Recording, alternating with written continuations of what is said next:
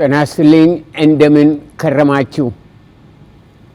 ዛሬ በፊታችሁ የቀረብኩት የኢትዮጵያ ድንኳኖች ሲፈወሱ አየሁ በሚል ርዕስ አንድ አጠር ያለ መልእክት ይዤ ነው። በትንቢተ ዕንባቆም ምዕራፍ 3 ቁጥር 7 ላይ ነቢዩ ዕንባቆም የኢትዮጵያ ድንኳኖች ሲጨነቁ አየሁ አለ።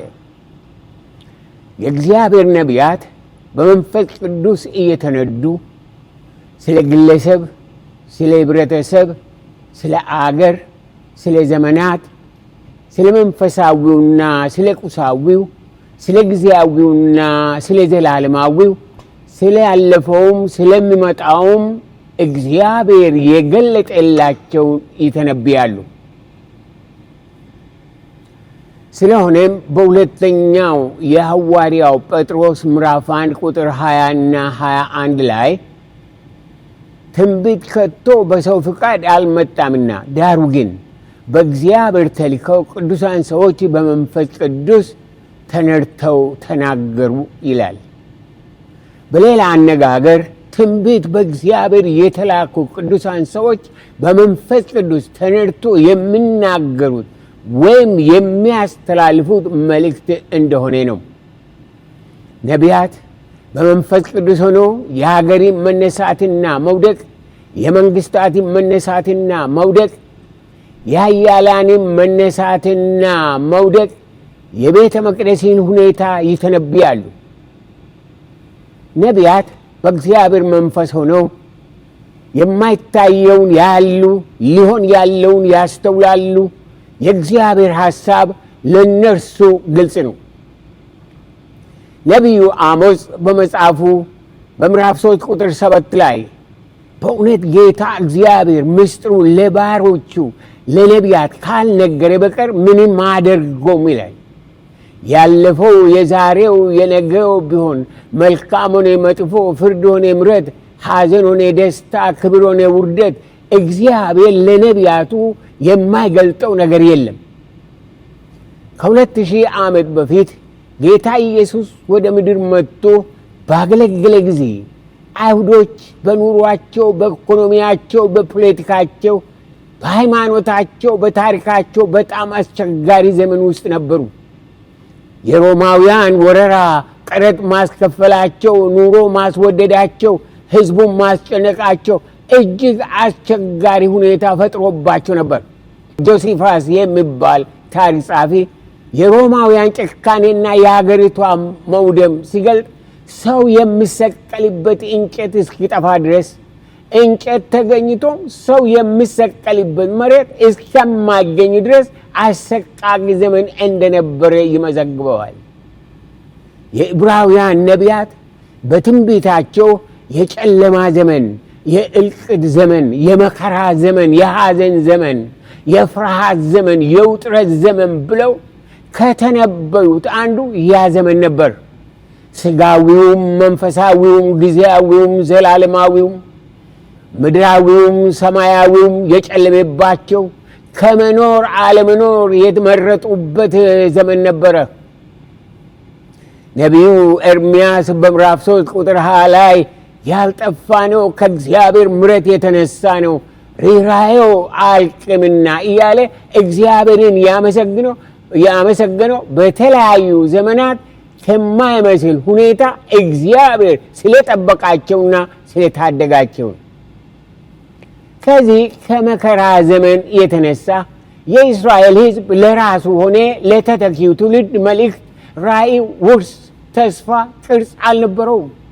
ኑሮው ለዕለት መና፣ ለዕለት ጨርቅ መጨነቅ ብቻ ነበር። የአይሁድ ነቢያት ስለ እርሱ የተነበዩት አሕዛብን ይረግጣል፣ ሕዝቡን ነፃ ያወጣል፣ የምድሪቷን ክብር ይመልሳል ብሎ ለዘመናት የጠበቁት መሲህ የናዝሬቱ ኢየሱስ የተወለደው ያደገው አገልግሎቱን የጀመረው በእንደዚህ አይነቱ ሁኔታ ውስጥ ነበር።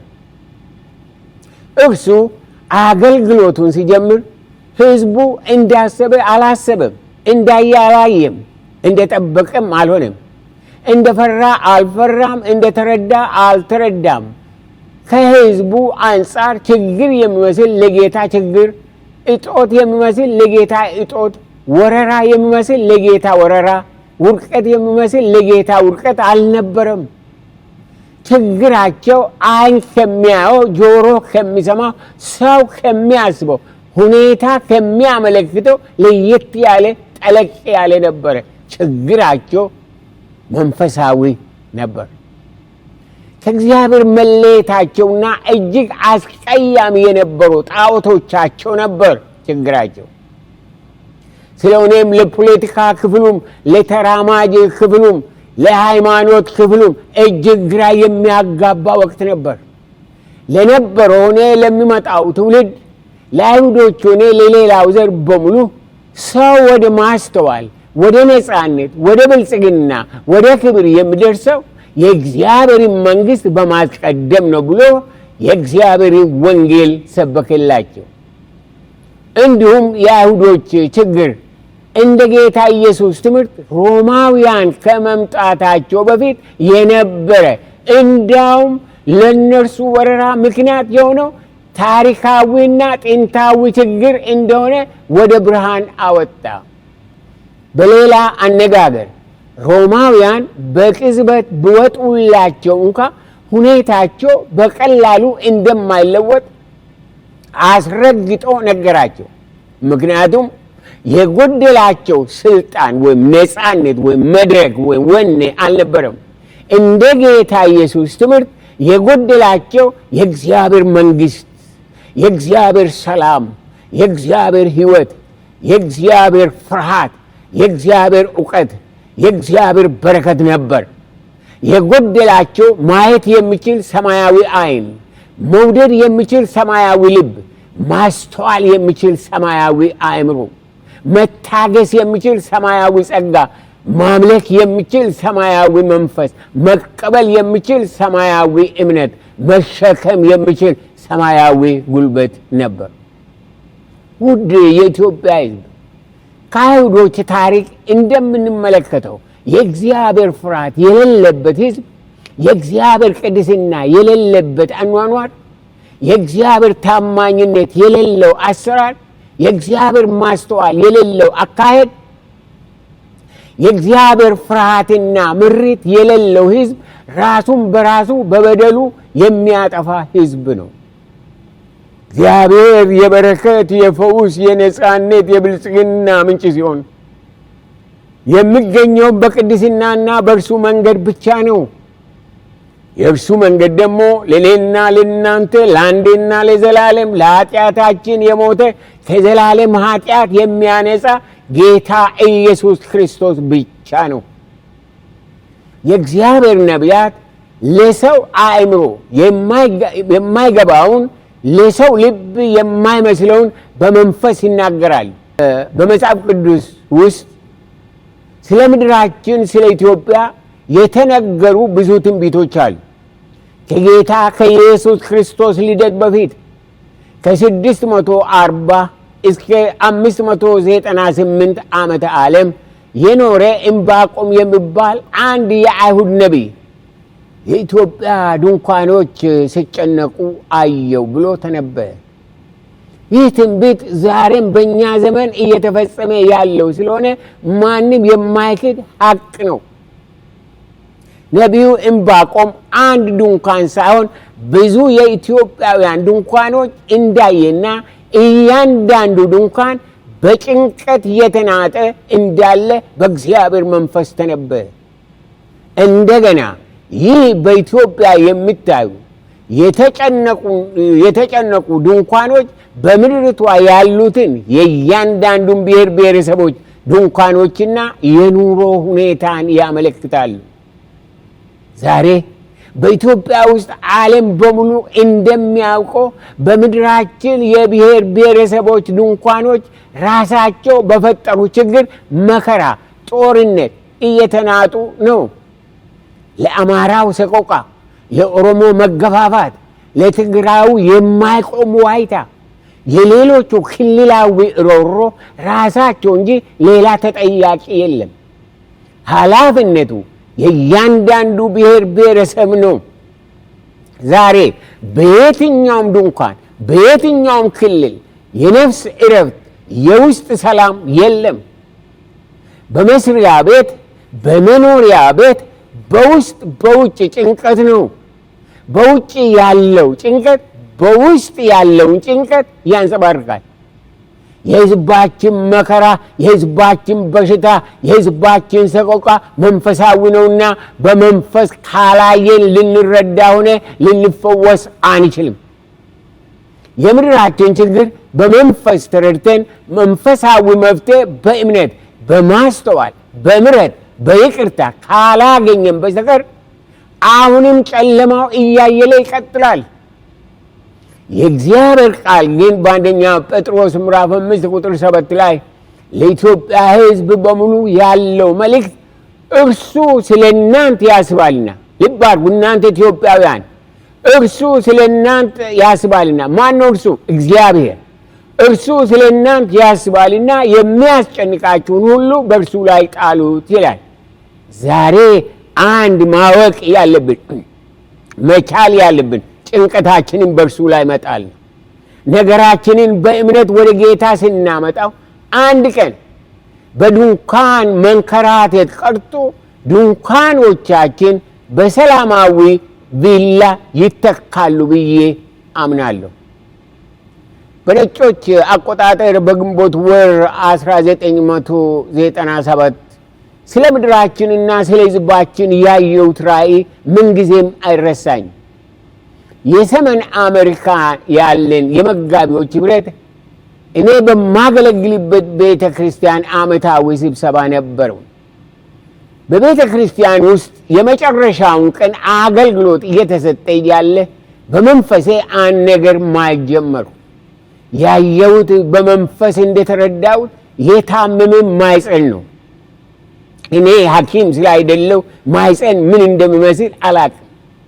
ሆኖም በመንፈሴ የነበረው ማይፀን እንደሆነና ያም ማይፀን የኢትዮጵያ ማይፀን መሆኑን በመንፈሴ ተረዳሁ። እስከዛ ቀን ድረስ አገር ማይፀን እንዳላት አላውቅም ነበር። በኋላ ትርጉሙ ስመጣልኝ የሀገር ማይፀን ጤና ከሆነ ጤናማ ትውልድ እንደሚወለድ፣ የሀገር ማይፀን በሽተኛ ከሆነ በሽተኛ ትውልድ እንደሚወለድ በመንፈሴ አስተዋል። ሕዝባችን ለራሱ ሆነ ለሌላው ጤናማ ነገር ያየበት ዘመን እምብዛም ነው።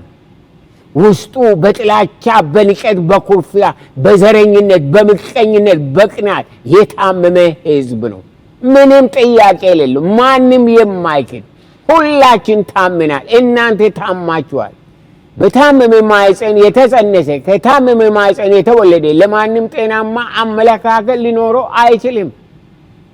በምድራችን ባለመድኃኒቶች፣ ቤተ ክህነት፣ ቤተ ክርስቲያን፣ የኢትዮጵያ ሕዝብ በሙሉ የታመመበት የኃጢአት በሽታ አለ። ከብዙ ዘመናት በፊት በኢትዮጵያ ድንኳኖች ጭንቀት እንዳለ ያየው አንድ ነቢይ ብቻ ነበር። ዛሬ ግን የዓለም ሕዝብ እያየና እየተገረመ ነው። በየቀኑ በዓይናችን የምናየው በጆሮአችን የምንሰማው በኑሯችን የሚሆነው ተረት ወይም ፕሮፓጋንዳ ወይም ማስፈራሪያ አይደለም። በእውነት ጭንቀት በድንኳኖቻችን እንዳለ ያመለክታሉ።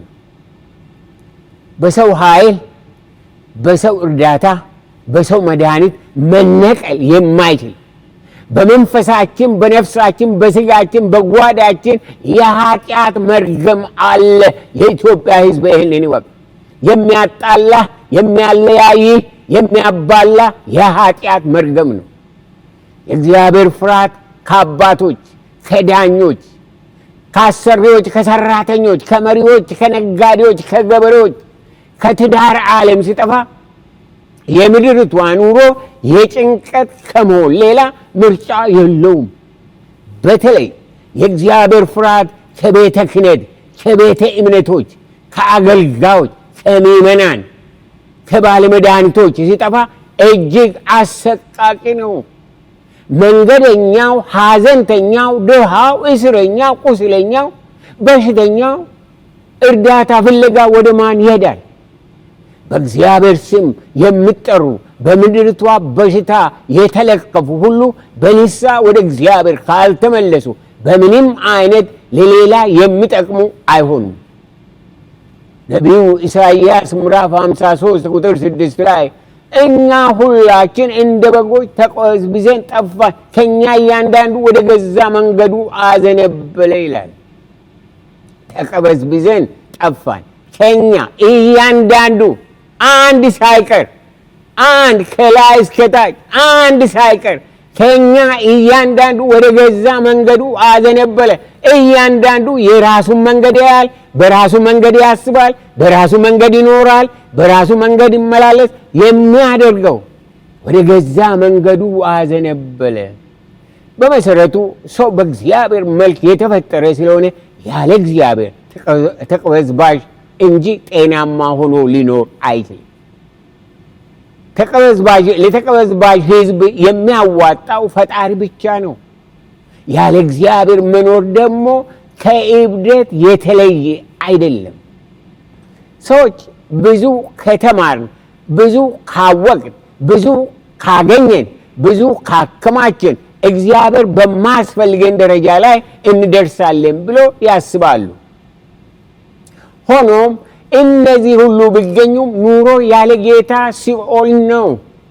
ጌታ ኢየሱስ ክርስቶስ በማቴዎስ ወንጌል ምዕራፍ 4 ቁጥር 4 ላይ ከሰይጣን ለተወረወረለት ፈተና መለኮታዊ መልስ ሲሰጥ እንዲህ አለ፣ ሰው ከእግዚአብሔር አፍ በሚወጣ ቃል እንጂ ልባሩ ሰው ከእግዚአብሔር አፍ በሚወጣ ቃል እንጂ በእንጀራ ብቻ አይኖርም ተብሎ ተጽፏል አለ። እንጀራ መልካም ነው። ጌታ ኢየሱስ ክርስቶስ እንጀራ አያስፈልጋችሁም አላለም። እንጀራ ብቻ ግን ለነፍስ ጩኸት፣ ለሕይወት ጥያቄ መልስ አይሆንም ማለቱ። እንጀራ ሕዝባችንን ከዳር እስከ ዳር ከረሃብ የምታደግ እጅግ አስፈላጊ እንደሆነ እናምናለን። ሆኖም ያ ብቻ ለኢትዮጵያ የዘመናት ጉስቁልና ለዘላለማዊ ሰላም መፍትሄ ሊሆን አይችልም። የሕይወት እንጀራ የሆነው ጌታ ያስፈልገዋል። በዓለም ላይ ካሉት ሀብታም አገሮች ጃፓን አንዷ ናት። የእሷ መኪና፣ የእሷ ሸቀጣሸቀጥ የማይሸጥበት ዓለም የለም። ከሁሉ በላይ ብዙ አይነት የመኪና ፋብሪካዎች አሏት። አንድ ጊዜ በአንድ ጋዜጣ ላይ የአንዱ የመኪና ፋብሪካ ዓመታዊ ባጀት ብቻ ከ10 የአፍሪካ አገሮች ዓመታዊ ባጀት እንደሚበልጥ አነበብኩ። የሚያስደንቅ አይደል? ይህን ሁሉ ስናይ የጃፓን ሕዝብ በሁሉ ነገር የተሳካለት ሀብታምና ደስተኛ ይመስለናል። አዎ ብዙ ሀብት አፍርተዋል፣ በስልጣኔያቸው ዝነኞች ናቸው።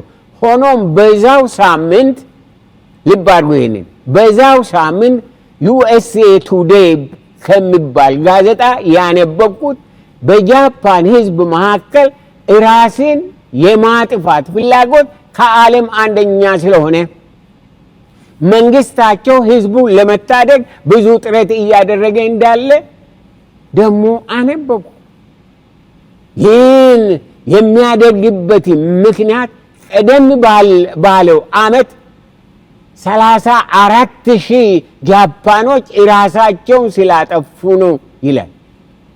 ይህ ለእኛ በጣም ማሰብ የማንችል ጉዳይ ነው። ይህን ቁጭ ብዬ ሳሰላስል አንድ ነገር በውስጥ ገባ። ይህ በጭንቀት የተሞላ የኢትዮጵያ ሕዝብ ከወንድሙ ከእህቱ ከጎረቤቱ ጋር መኖር የማይችል እርስ በርስ ከተጠላላ አልሞቱም፣ ራሳቸውን አልገደሉም እንጂ ራሳቸውን ካጠፉ ከ34,000 ጃፓኖች የተሻሉ አይደሉም። ነገር ግን እግዚአብሔር በልጁ በጌታችን በኢየሱስ ክርስቶስ የከፈለውን የኃጢአት ዋጋ በእምነት አልቀበል በማለት በዛሬው ቀን ብቻ በሚሊዮን የሚቆጠሩ ከጊዜያዊ ሞት ወደማይመለሱበት ወደ ዘላለማዊ ሞትና ሲኦል ይሄዳሉ። ሕዝባችን እንደ ማንኛውም ሕዝብ በንስሐ ወደ ጌታ ኢየሱስ ክርስቶስ ካልተመለሰ በስተቀር በራሱ ምርጫ ራሱን እያጠፋ እንደሆነ ግልጽ ነው።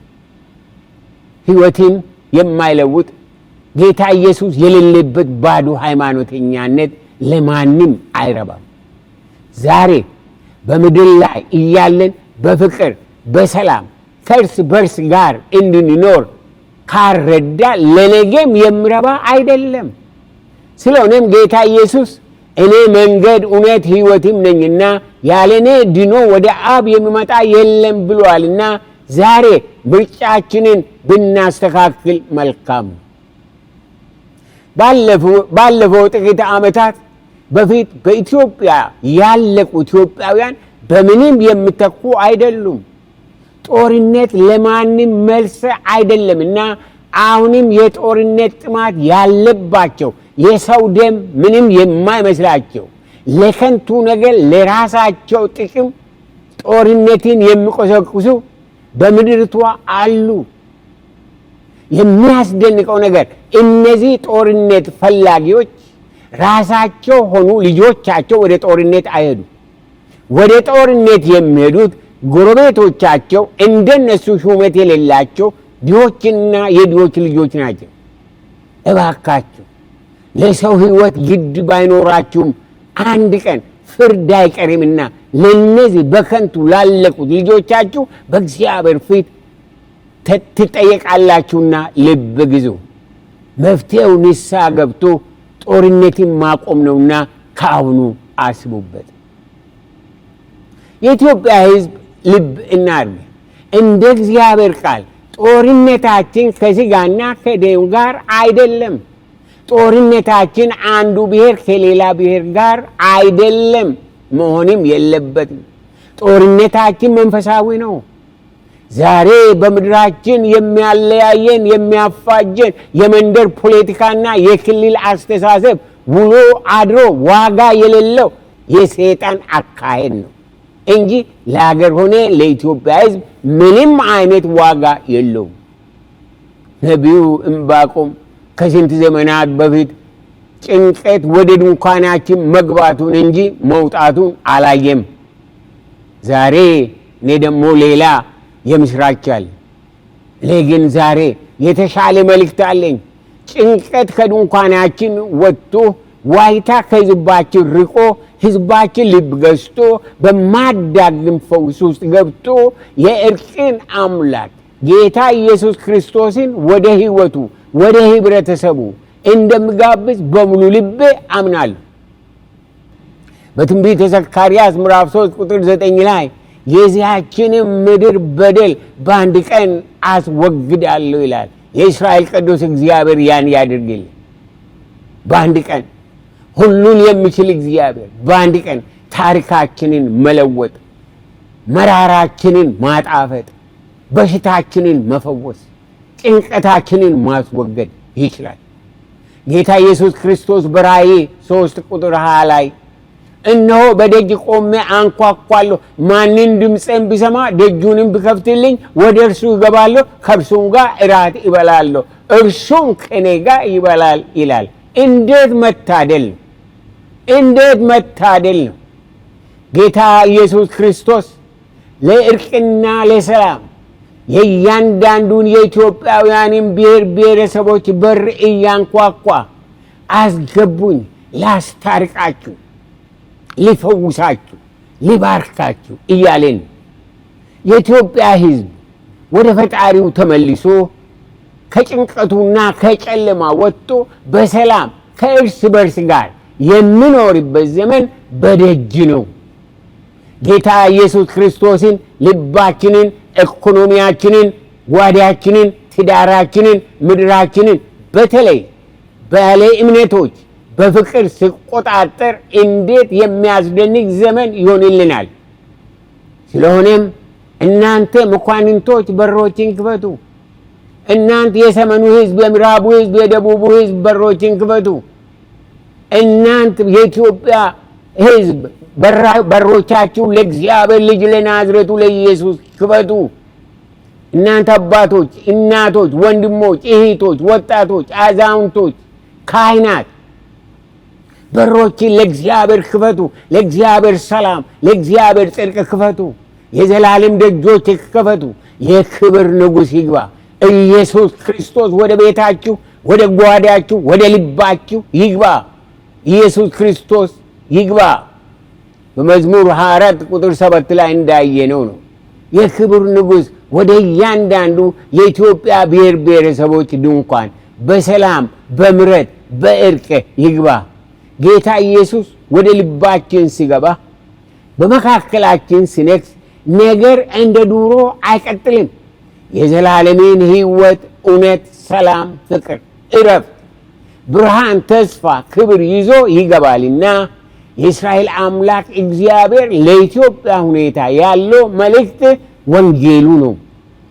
ኢትዮጵያ ለአንተ እግዚአብሔር ያለ ከእግዚአብሔር የመጣ መልእክት፣ ለእርቅ መልእክት፣ የእርቅ መልእክት፣ የሰላም መልእክት፣ የአንድነት መልእክት፣ የበረከት መልእክት ወንጌሉ ነው። የእግዚአብሔር ወንጌል ዛሬ ለኢትዮጵያ ሕዝብ የምሕረት ዘመን፣ የሰላም ዘመን እየቀረበ እንዳለ ግልጽ ነው።